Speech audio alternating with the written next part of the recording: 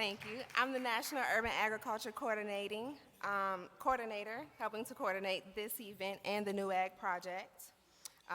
It's truly been an amazing process to see all of this come together and to help push this initiative forward. I've met so many amazing, talented people, and I'm truly honored to be here with you all today. I am even more honored to be introducing our keynote speaker. I am introducing a true Detroit urban ag legend and pioneer. Mr. Yakini has spent decades educating, organizing, and serving his community. As a co-founder of the Detroit Black Community Food Sovereignty Network, his vision and leadership has provided guidance for many programs and initiatives, including D-Town Farms, the Detroit Food Policy Council, and the brand new Black-led, community-owned Detroit People's Food Co-op. It is my pleasure to welcome to the stage Baba Malik.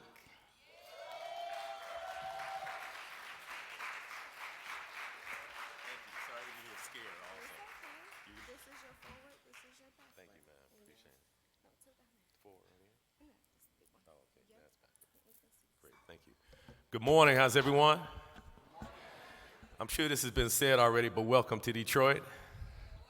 What up, though? That's right. That was the next thing out of my mouth.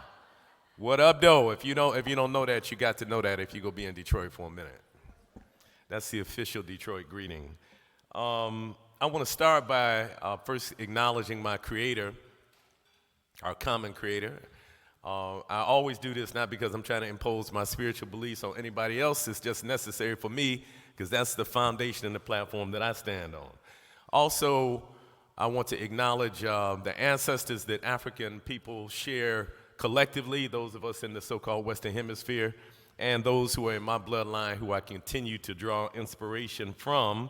And then finally, I want to bring greetings from my comrades in the Detroit Black Community Food Sovereignty Network, the Detroit People's Food Co-op, and the National Black Food and Justice Alliance.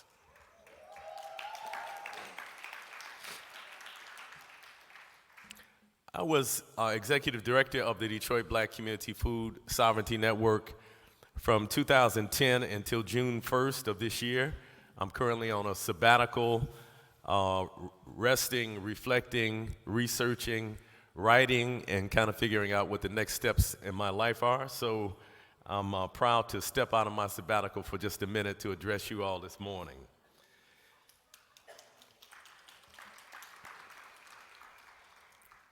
So we always begin, at least our organization, by acknowledging our ancestors, and I just want to put that slide up. And what you see in the slide is actually an altar at our headquarters, our office. Some of you have been to the Detroit People's Food Co-op. I don't know if you've been upstairs on the second floor, but that's where Detroit Black Community Food Sovereignty Network is based. And the first thing you see when you go upstairs is you see an altar acknowledging our ancestors. And then we have two important ancestors on that slide, Brother Kadiri Senefara, who was the manager of D-Town Farm until he passed from lung cancer in 2018 at the age of 39, and our good sister Charity Hicks, one of the co-founders of Detroit Black Community Food Sovereignty Network, who passed in 2014. My good sister Dara Cooper, the founding executive director of the National Black Food and Justice Alliance, says that you only get correct answers if we ask correct questions. I therefore ask, as we seek through urban agriculture to address some of the disparities in food access, why is there such injustice and inequity in the current American food system? Addressing that question will inevitably lead us past symptoms in search of root causes.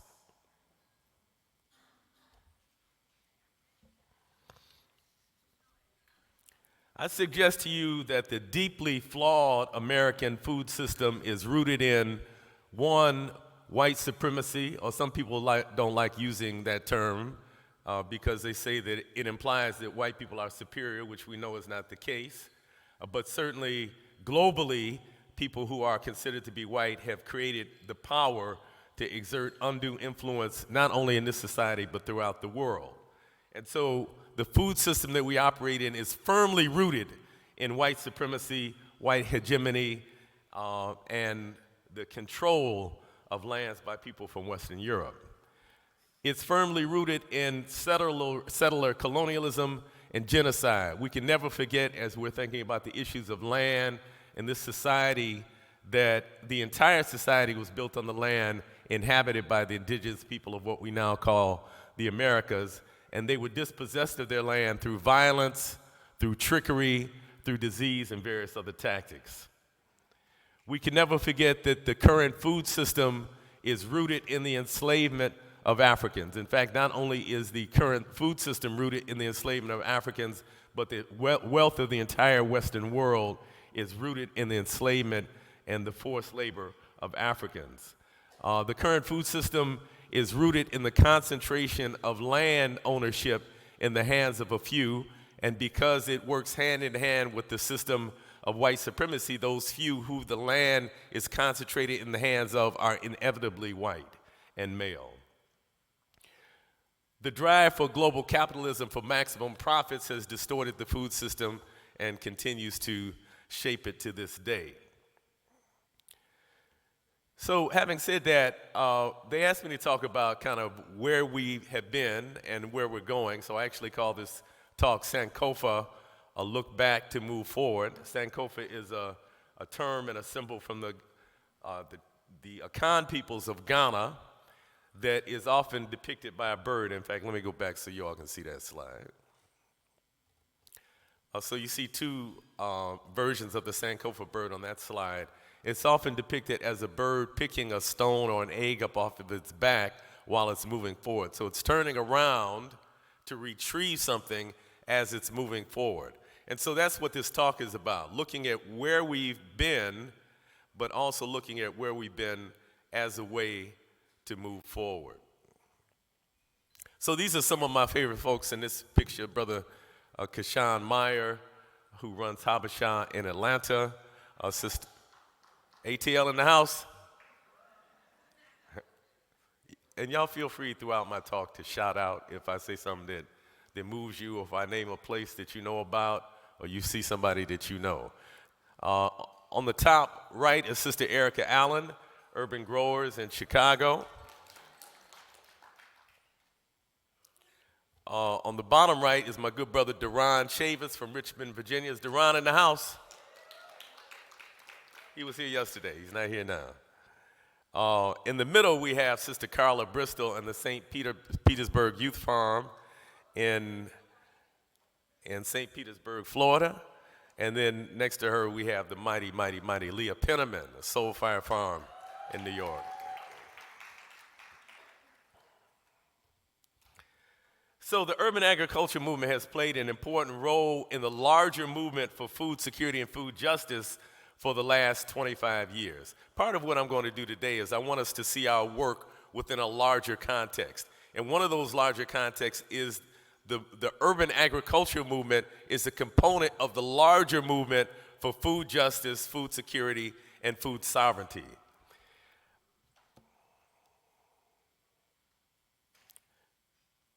We've been blessed with luminaries such as ancestor Cynthia Hayes, one of the co-founders of SAFON, the Southeast African American Farmers Organic Network. We've been blessed with Will Allen, who for many of us is the guru of urban agriculture, the founder of Growing Power in Milwaukee.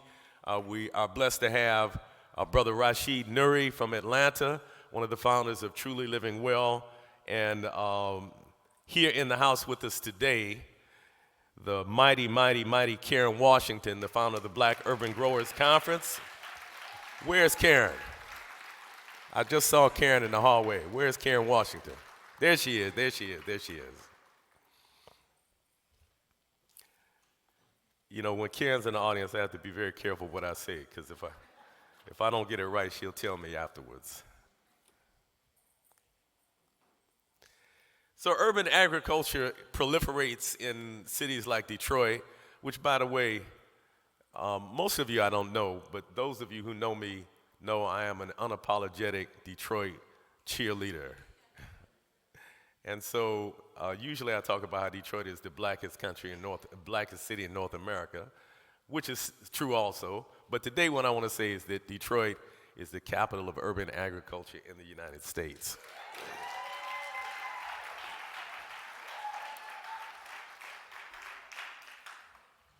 I know some of y'all want to fight about that. Some in New York and Philly, I know y'all want to fight a little bit, but just accept the reality. But urban agriculture is proliferating in Detroit, and the graphic you see there is also a graphic about the Detroit Black Farmer Land Fund, which was an effort created by Sister Tefira Rushdan, who is now the Sustainability Director for the City of Detroit, and has funded more than 100 black farmers in Detroit to either purchase land or infrastructure. So I just want to point that effort out.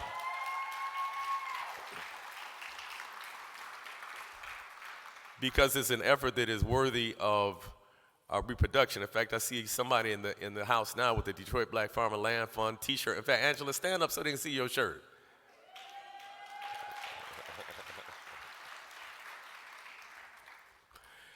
Also, we know, Philly is bumping also. I've seen a lot of gardens in Philly, and so several of us have visited Mill Creek Farm in Philadelphia.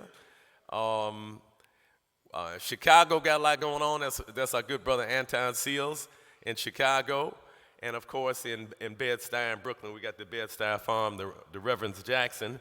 And there are many other people doing this work throughout the country. I just want to highlight some. We also know there's significant work in urban agriculture happening in Syracuse, in Dallas, Minneapolis, Richmond, Ithaca, St. Petersburg, Milwaukee, New Orleans, Kansas City, Portland, Seattle. That's some Kansas City people. They don't know how to behave.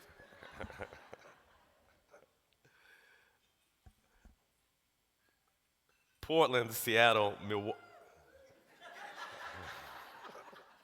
St. Louis, Boston, LA, Columbus, Denver, Oakland, and many other cities. Our collective agricultural expertise has grown, as have our skills for doing things such as what we call in Detroit, jacking water from the fire hydrant. And trapping groundhogs. Several cities have appointed urban agricultural directors, including in Detroit, Sister Patrice Brown. Sister Patrice, are you in the house? I saw you earlier. Stand up. In fact, come here.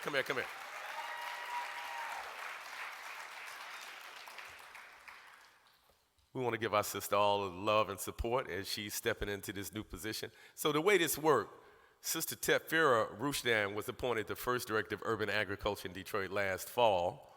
And after being on the job for a few months, the city administration said, well, we want you to be director of sustainability. And so now urban agriculture is kind of you could say a subdivision of sustainability.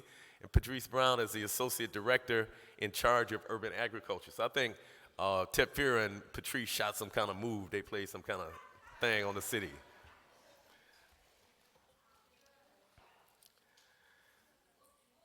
So Detroit, we have Patrice Brown. We have Sister Kiana Mackey in New York City. And I saw Kiana. Ash Richards in Philadelphia, who somebody told me last night is here. Is Ash here? We have Jay Olu in Atlanta. I saw him a couple days ago. I don't know if he's in the house right now. And Kate Lee in Washington, D.C. This is significant that over the last several years, major cities have appointed these directors of urban agriculture. The USDA has also opened 17 urban service locations across the country. USDA, I'm a little concerned because the Detroit urban service location is based in Ann Arbor. So I just want to be clear, Ann Arbor is not Detroit. But still, we liking the progress, but just want you to know, Ann Arbor is not Detroit, okay? In some cities, land access and the use of land for urban agriculture is being more thoughtfully considered. Produce is being grown and sold direct to customers via CSAs, farmers markets, and in some cases, such as the Detroit People's Food Co-op, grocery stores. Produce is sometimes being given away to neighbors and to emergency food providers. School-based and other food and agriculture-related youth programs abound throughout the country. Many cities now have food policy councils, including the city of Detroit. Shout out to the Detroit Food Policy Council. Many universities are paying paid interns to work at urban farms. And funders continue to smile on urban ag, though still too often with small 1- and 2-year grants that require lots of reporting. Can y'all relate to that? We made tremendous progress, but still, we're producing less than 5% of the produce consumed in our cities, which means that 95% is being produced by the agricultural corporate farming system. Farmers and consumers are caught in a dilemma. Farmers want and deserve to be paid fully for the tremendous labor they put into farming. But the other reality is that most consumers have limited income and are understandably lured to lower-priced industrial food system products. Black communities continue to be easy prey for wealth extraction, with other ethnic groups coming into our communities throughout the country and opening retail stores and extracting millions of dollars each week. With few exceptions, as a movement, we lack the resources to do processing, packaging, and distribution on a large scale. And finally, we lack a unifying set of values, goals, and plans. This exists in part, this lack of unity in part, because we do urban agriculture for various reasons. People are attracted to this work for various reasons. Some people just like being outdoors, right? They like the fresh air and the sunshine, and there's nothing wrong with that. Some people like the fellowship that occurs in gardens and farms. Some people are there for the healthy produce. They want the nutrient-dense produce, the vitamins and the minerals. Some people like to do it because it beautifies neighborhoods. Some people do it because they're committed to self-reliance of communities. And some people do it because they're generational gardeners. Maybe they grew up in the South gardening or farming as children, and now that they're in places like Detroit, they want to continue that legacy. Because we approach it from different angles, we have different values and different goals often. In order to have an effective movement to build food sovereignty, we have to begin to unify those values, goals, and plans. Toward developing that type of unity of purpose, I offer the following. Be clear, we can't garden our way to liberation. I want to say that again. We cannot garden our way to liberation. And by the way, for some of y'all, I hope words like liberation don't frighten you, because for many of us, this is about more than growing tomatoes and cucumbers, right? For many of us, this is about self-determination, about transforming society, about transforming power relationships, and about transforming ourselves. We can't garden our way to liberation. Our efforts have to be connected to the larger goal of transforming power and wealth relationships in society. To be most effective in addressing the root causes of food insecurity, the urban agriculture movement should be, 1, rooted in building food sovereignty and power for oppressed communities. Let me pause there for just a minute. When our organization, Detroit Black Community Food Sovereignty Network, was founded in 2006, the name was Detroit Black Community Food Security Network. In 2003, we changed the name from security to sovereignty as our consciousness about our work grew. Now, while it is noble to provide food security, it's insufficient. And food security at its most basic level means that people have sufficient calories, that people are not hungry, that they have the calories to go about their day-to-day work. And certainly in a country as wealthy as the United States of America, every human being should have sufficient calories. It's a sin before God. As Sister Joanne Watson used to say in Detroit, that in a country this wealthy, anybody would be hungry. But still, that's a relatively low bar. My friend Raj Patel once said to me that you can have food security in prison. And I thought about it, I was like, yeah, that's right. You can't get 3 square meals a day in prison. So clearly what we're striving for is something more than just people having enough to eat. And again, not discounting the importance of that, that's very important. But it's still a relatively low bar. And that's something more that we're striving for is what we call food sovereignty. I'm sure many of you have heard that term. If not, I want to embed it in your consciousness today. And food sovereignty is a term that was developed by an international peasant organization, La Via Campesina. And I would invite you to go to their website, to Google them, go to their website, and they have a very extensive definition of what food sovereignty means. But I'll give you the layperson's definition, which is basically that those who produce and consume the food shape and define the food system instead of market forces. In a capitalist system, it's the market forces, the corporations, the buying and the selling of food that shapes and defines the food system. In food sovereignty, it's the people who produce the food, the farmers, the fisher folk, the pastoralists, who, along with the people who consume the food, shape the system so they shape it in a way that benefits them and not just these corporate giants who are extracting tremendous profits. So I mentioned earlier my brother Duran Chavis, he's sauntering up to the front. I just want to acknowledge him. People talk about my walk. This brother got the coolest walk in creation. If you're ever down in Richmond, make sure you check him out. They're doing tremendous work there. So the work has to be rooted in food sovereignty, not simply trying to ensure that everyone has enough food, but trying to make sure that we create a system where the people who are producing and consuming the food are shaping and controlling it.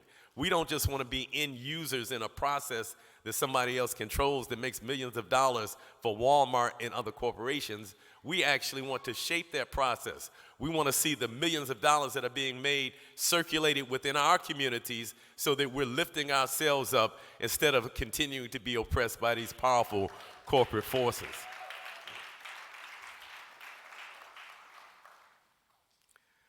Now, this is the part that will probably get me never invited to an event like this again. And I'm all right with this. I'm not in the business of making friends and being popular. In order to create a food system rooted in justice and equity, we have to be anti-capitalist.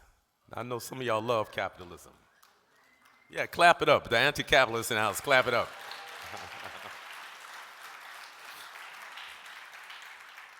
I know some people in this room love capitalism and think it's the best thing since sliced bread. But I'm here to tell you that built into the fabric of capitalism is, first of all, the notion that the earth is here for us to extract from, that the earth is simply the third stone from the sun, here for us to extract resources from in order to create wealth. Capitalism has built into it, as I mentioned earlier, the concentrated ownership of land in the hands of a few. We can't have a just and fair food system if the ownership of the land is in the hands of a few. In fact, really, I would challenge you to think about this whole concept of land ownership, and I would assert to you that the whole idea is a Eurocentric idea that is tied up in Eurocentric colonialism, European colonialism. If we look at traditional African societies, if we look at the societies of the indigenous peoples of what we now call the Americas, this concept of land ownership, where you so-called own the land and you can pass it on to usually your son, because these systems interact with patriarchy also and tend to keep wealth and power within people who identify as males. But in this system, so you can so-called own the land, pass it on to your son or your descendants. They can pass it on to their descendants in perpetuity. Now, the concept is really kind of crazy if you think about it. Who gives you authorization to sell part of the earth? Who do you go to get that authorization. Even more ridiculously, there's people who own islands, so-called own islands, or own lakes. Who do you go to get the authorization to own an island? This whole concept is ridiculous, but we bought into it because the Europeans who came here, who colonized what we now call America, came from formerly feudal societies where very rich people had enclosed the commons, then had brutes that if you didn't come and pay them some tribute, some tax, you would be put into debtor's prison. And so the colonists who came here to the so-called Western Hemisphere came with this idea that you can't, in fact, own the land, and they brought that and with them, and that's become embedded in American culture. I would suggest, as we're striving to create a more just and equitable food system, that we reconsider this whole concept of land ownership. Now, let me say this. It's kind of tricky because we kind of have to live in two worlds simultaneously. On one level, we know that in the long term, land ownership is a fallacy. But we also know that in the short term, if small-scale farmers don't have ownership of the land, you don't have any security. So we kind of have to find a way to navigate both of those realities. But I would suggest to you that even goals that are far off, if we don't envision those goals and if we don't articulate those goals, then we certainly won't move towards them. And so one of the goals I want to articulate with you today is reconsidering this whole idea of land ownership. There are many other reasons that capitalism is a flawed system and does not work well for the majority of people in the United States or the majority of people in the world. And I think that human beings are smart enough that we can create something that does not yet exist. And I don't think we're stuck between, two models, between the kind of rampant American capitalism that we see that would even embarrass Adam Smith and the Soviet-style state economy. We're not stuck between those two poles. We're intelligent enough that there's a spectrum. There's various ways that we can organize society so that wealth is more evenly distributed and so that people have greater access to land and so that we don't have such great inequality between the haves and the have-nots. We can do this, but the first thing is we have to have the desire to do it. Part of what drives that desire is that we have to recognize each other as human beings. There's been a big problem in this society, particularly with the recognition of black people as human beings and indigenous people and other people of color. And so the question of human rights is also tied to the question of who is really human. And so as we're striving to create a more just and equitable food system, we have to start with acknowledging the rights of every human being. So anyway, I would invite you to consider becoming an anti-capitalist if you are not already, and to consider how we can be pro-cooperative economics and how we can begin to create economic systems, even if on microcosmic levels in our city, which begin to circulate wealth and create collective ownership instead of continuing the same exploitive paradigm. In order to be effective in addressing the inequality in the food system, we have to be aligned with other liberatory movements that are seeking to shift power and resources locally, nationally, and globally. The reality is the same factors that cause food insecurity in Detroit are the same forces that cause food insecurity in NOLA.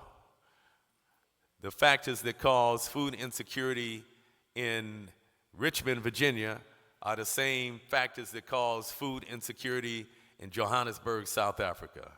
The same forces that cause food insecurity in Cleveland are the forces and the factors that cause food insecurity in India. Because the food system that we're dealing with now, it's not your grandfather's food system, okay? This is not some family farmers who, put their things on a cart and take it to market once a week. That's not what this system is. This is a global food system with global supply chains, with people making mega profits.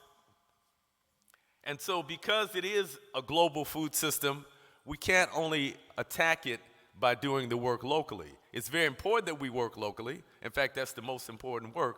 But while we're working locally, we have to be consciously connecting our local work with the work which is happening nationally and with the work that is happening internationally, because the food system functions on all those levels.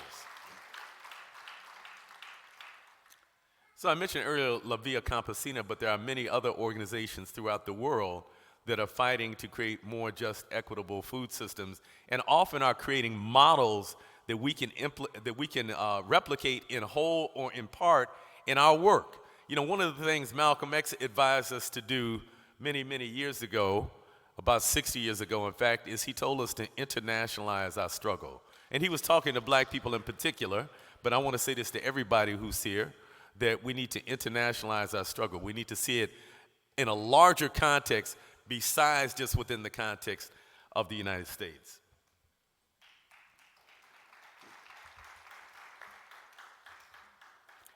Of course, this study, the understanding of what these international movements are doing requires us to study both the movements that exist today and those that existed in the past.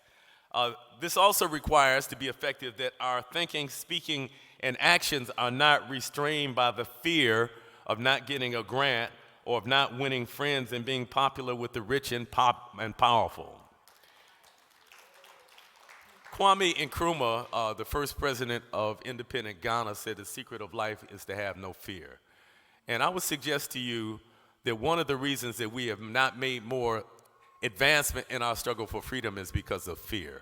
And often that fear looks like, oh man, if I call out them racists in Richmond, like Duran does every day, I might not get this grant, right? And so then we kind of button our lip a little bit, and we see some stuff go down that we know is some nonsense, but we don't say anything about it because we figure if we say something, then the grantor won't like us and we won't get the grant, right? So we get bought off cheaply often. Y'all with me, by the way? Let me just pause. I sometimes need to pause and make sure that the room is with me. Y'all with me? Okay. So, and you know, if I say something you don't agree with, you can feel free to shout out. You can say that too, you know. I can take it. We often find that within organizations, especially larger organizations, that people see things going down that they know are incorrect. They see policies implemented that they know are not working in the best interest of people, but they don't say anything because they're afraid they might lose their job. So I want to suggest to you, we're grown men and women, first of all, right? And, you know, at some point in life, you got to decide, you know, who are you? What is the fiber that makes you? And you got to stand firmly within that. And so I just want to encourage you to kind of remove the fear that you have of losing something, of not being chosen for something. And in fact, you know, I often tell people that we'll be free when our love of God, if you want to use that term, overpowers our fear of our oppressors, right? Because right now, you know, although we often talk about, and black folks in particular, we talk about God a lot, right? You see the award show, most of the time, you know, black folks get up there and they thank God. I mean, this is part of black culture. But if we really have faith in God, and I'm not on no religious thing, I'm not going down a religious tangent. I'm not religious at all, frankly. But if we really believe in God, right, then we would understand that the Almighty created universe is more powerful than these forces that seek to oppress us. And so what are we really doing? If we fear, right, the oppressive system more than we love and have confidence in what our ancients call truth, balance, order, reciprocity, all of those principles that give order to the universe, if we have more faith in the power of the oppressor, what are we really doing? So part of what we have to do to win this struggle is we have to realign ourselves, and we have to root ourselves firmly in the principles that we stand on, and we have to stand on those regardless of principle. Now, what I found is this. You know, I'm out here bashing white supremacy on the daily. You know, this is what I do. And what I found at first, you know, because I was speaking to all black audiences for many years. I mean, my work is in the black community. And then when I started doing this food work, you know, majority white organizations started inviting me out to speak at places. And a couple things I found out. One, black audiences like to be hyped up. You know what I'm saying? They like that energy. But I found with white audiences, if I brought too much energy, they'd be like scared.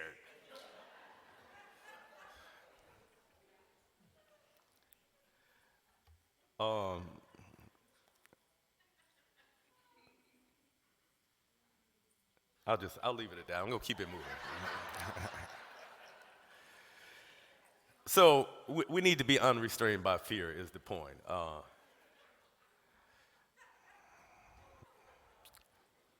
We need greater consolidation of the various conversations and agendas that emerge from the dozens of food security, food justice, and small-scale agricultural conferences and convenings. Now, I don't know if y'all know this, but you could go to an ag conference every month if you wanted to. And maybe some of y'all do that. Some people, I think that's all they do. They just go from conference to conference. I've never actually seen them with a shovel, but I mean, there's a lot of conferences, right? And there's a lot of different sections. So a lot of philanthropists have gatherings where they have their grantees come together who are doing food-related work, right? This, is sponsored by the USDA and various other folks.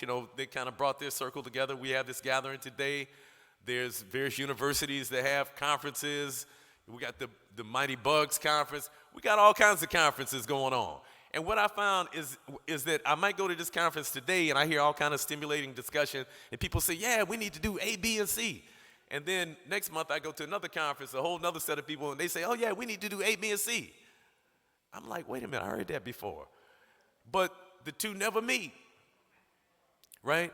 It's kind of like churches in the black community where, and I'm not bashing, I just want to be clear because sometimes people get sensitive, right?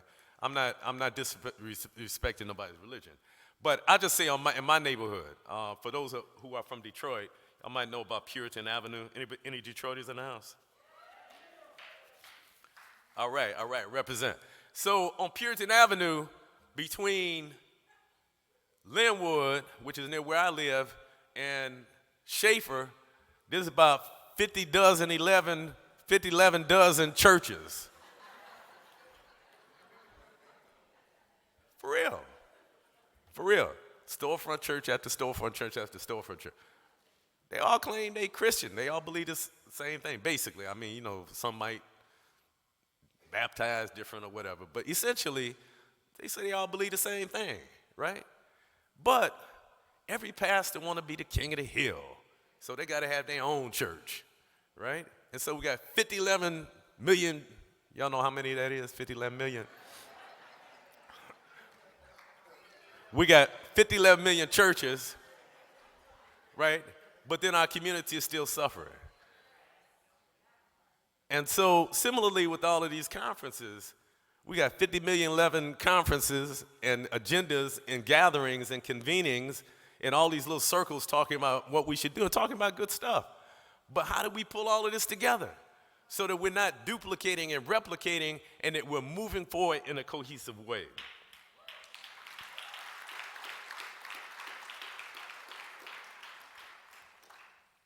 I'm going to move a little faster because Sister Brianna just did this.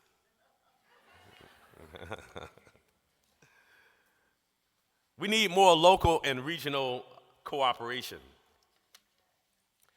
For this to occur, farmers must have a vision that is bigger than the success of their individual farms. Part of what we've been, taught to believe is this idea of the individual farmer. And we've seen pictures of the family farm and the red barn and, the children harvesting and all of this. And so that's kind of often the notion we have. And that's nothing wrong with that. I'm not knocking that. But that's not the only way to do farming. There's also ways we can do it collectively, right? And so I just want to suggest that we look at some of those options also in terms of how we farm collectively and how we build more regional and local cooperation. Number 6, our mighty ancestor Kwame Ture, formerly known as Stokely Carmichael, told us often, organize, organize, organize. We can't effectively fight highly entrenched systems of inequity as individuals. We have to have the organizational capacity to hold our work and to move it forward.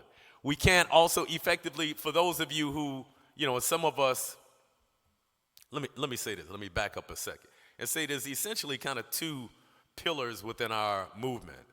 One pillar is the pillar that envisions the future that we want and builds towards that future. It might look like building institutions, building farms, building organizations, building power. The other aspect of our movement is that which challenges injustices in the current system. And so folks who are challenging those injustices might be protesting in the streets. They might be lobbying legislators. They might be advocating for certain things. The reality is that we can't be effective for those who are taking that latter route, and I'm not knocking that because I think both those things are necessary. We can't be highly effective in lobbying or advocating without a base of support. In fact, the reality is, and this is something that we learned from studying African liberation movements, that if you don't have any troops in the field, you don't have any power at the bargaining table. I'll say that again. If you don't have any troops in the field, you don't have any power at the bargaining table. And so most politicians, and I'll tell you, this is just my personal view, and since I'm no longer executive director of Detroit Black Community Food Sovereignty Network, I'm not constrained by worrying about saying things that will bring some bad energy to the organization. But my personal view is most politicians are opportunists. Not all, just most. Most of the ones I've encountered are opportunists. And what they tend to do is they tend to bend in the direction that pressure is applied. And so we have to develop the ability to apply pressure if we're going to move politicians. Most of them don't move on principle. Most politicians don't move on principle. In fact, I don't want to get off into a whole, analysis of the upcoming election. I'll just say, if you pay attention carefully, there are some people that 6 months ago said some things about people that now the whole narrative flipped. Like, oh, I didn't say that, right? The whole narrative flipped. And so, again, most politicians, I don't think, stand on principle. They move based on pressure. And so we have to develop the ability to apply that pressure, which means we have to be organizing within our communities. Organizations provide for the sharing of experiences, knowledge, expertise, and resources. Organizations can serve as a source of moral support and camaraderie. I don't know about you, but there's times that I've been out at the farm by myself and just look ahead of me and see, a 50-foot row. I'll be like, damn. And for real. Y'all don't know about that Broad Fork life. But then if it's somebody in the row next to you with the Broad Fork, suddenly the work becomes easier, right?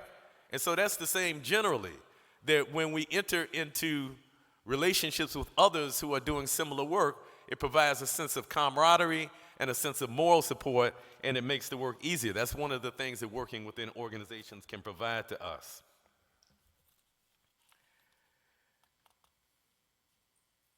Of course, it provides that camaraderie and moral support, but also organizations, if people are not working on their stuff, can provide some crap too, right? Because all of us got stuff that we got to work on. And that stuff includes the internalization of ideas related to racial oppression. For those of you who identify as white, it includes the internalization of these ideas that people who are white are somehow superior and that the culture that has come out of Western Europe is somehow the pinnacle of human development. This is a deep sickness that people have to root out of themselves because it's embedded in the culture. And we've seen messages since birth that suggest this to us. If we're black folks or other people of color, we have to combat the internalization of these ideas that we are somehow inferior, that we are somehow not capable of defining our own destiny. But we also have trauma and issues that we bring to our organizational life based on things that occurred in our personal life. When I was 9, my daddy used to smack me or whatever, And I'm not trying to belittle whatever anybody's trauma is. I'm just saying that we all carry, including myself. And if we're not working on that, while organizations can be a great source of moral support and camaraderie, they can also be a source of great frustration if we have people in our circle who are not doing the internal work to heal from their own internalized oppression.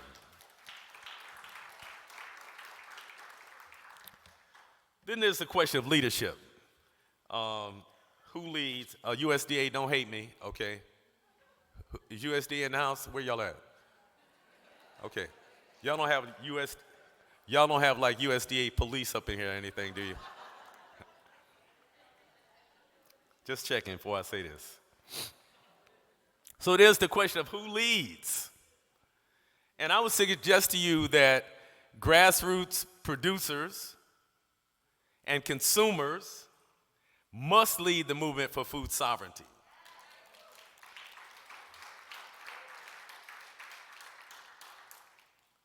Okay, Duran, you got my back. Okay, I just want to make sure. Okay. Although they can participate and support it, the movement for food sovereignty must not be led by the USDA. Oh, we got 2 people clap. Some people on the payroll, they can't clap. Even though they know it's true, they can't clap. And I'm mad at you. Must not be led by city governments, right? And so I'll say this in Detroit. Although we now have a director of urban ag and a director of sustainability, and the city has much more of a clue than it had 15, 20 years ago in regard to urban agriculture, I want to be clear that the city has come along basically kicking and screaming, and it was the grassroots people involved in urban agriculture pulling the city so that they can get a clue. So the fact that we have an urban ag director was a result of the activity of people on the ground. Be clear about that. Philanthropy cannot lead, although they think sometimes that because they're giving money, they should set priorities and goals. Now, be clear. I'm down with philanthropy. If you go cut a check, I'm here for it, okay? But you cutting a check don't mean you dictate anything, okay? You have to understand that the wisdom and knowledge to solve the problems in any community already exists within that community. And so if you want to assist, you assist by resourcing the leadership that exists within that community, not trying to impose your ideas on what that community should be doing. Okay, Dr. Jazz, this don't apply to you, but academics cannot lead this movement, okay? And again, there's a role, and I'm not hating academics. Some of my best friends, Dr. Tyler is a PhD, and other folks. You know, I love some PhDs, the ones who not tripping about it. Some PhDs be tripping. But so while we want that support, be clear the academy is not leading the movement for food sovereignty. And finally, certainly gentrifiers should not be leading our movement. And we have to be very careful because sometimes when we talk about urban agriculture, it's actually, it can actually manifest as gentrification, right? And so we might on the surface say, oh, that's nice, it's a community garden. But then you pull back the covers, you'd be like, oh, that's the same old BS.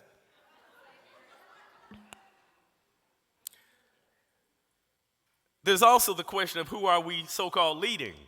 So I mentioned earlier it's very important that we build a base and that we are engaged in ongoing community engagement and political education. But really what we're actually doing through the lens of food is providing opportunities for community members to work together for the common good.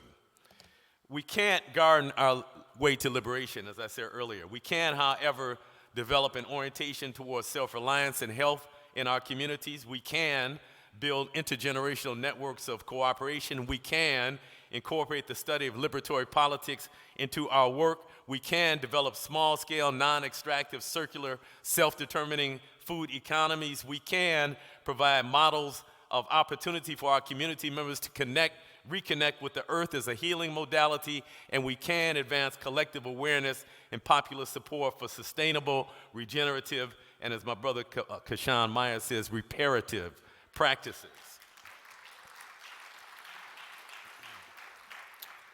The great revolutionary philosopher and activist Frantz Fanon said that each generation must, out of relative obscurity, discover its mission, fulfill it, or betray it. I would suggest to you that our mission is positioned squarely at the intersection, the crossroads. Y'all don't know about that. Y'all know about the crossroads? Y'all know about Robert Johnson? Your leg bow, you know about that? I would suggest that our mission is positioned squarely at the intersection, at the crossroads of environmental stewardship, human rights, food security, racial justice, land justice, economic equity, health, and well-being.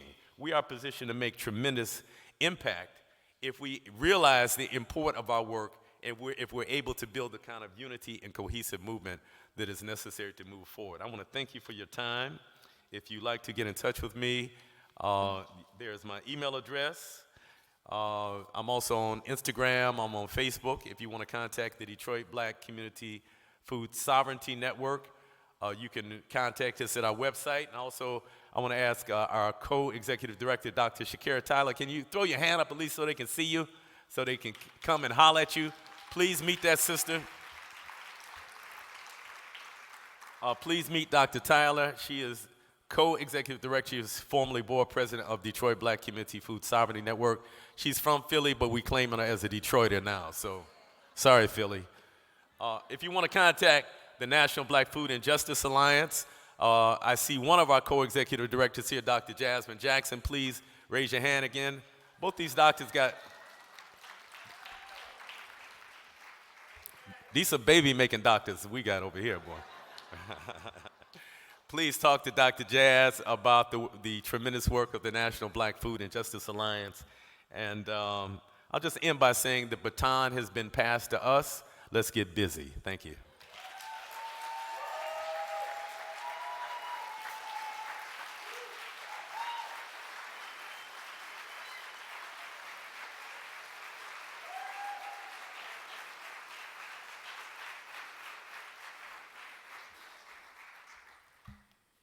Thank you, Baba Malik, for bringing the energy and welcoming us with open arms and being very helpful. You are definitely the reason why we have Mr. Will Allen speaking tonight.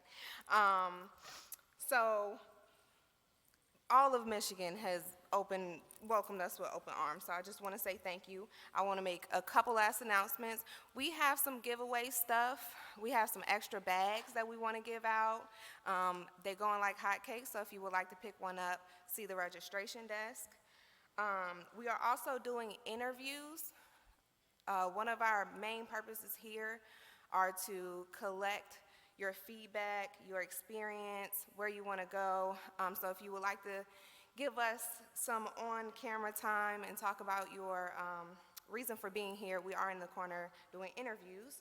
And also, we will be sending out an evaluation survey. Y'all know y'all getting a survey. Please fill out the survey, give us feedback. There has been so many people that's asked, when's the next one, where's the next one? We gotta find the next funding, so give us the feedback and we can work on doing that. For our session moderators for our next session, we would love to start at 10:45. I know we're a little behind schedule, so go forth, be great, start your session at 10:45.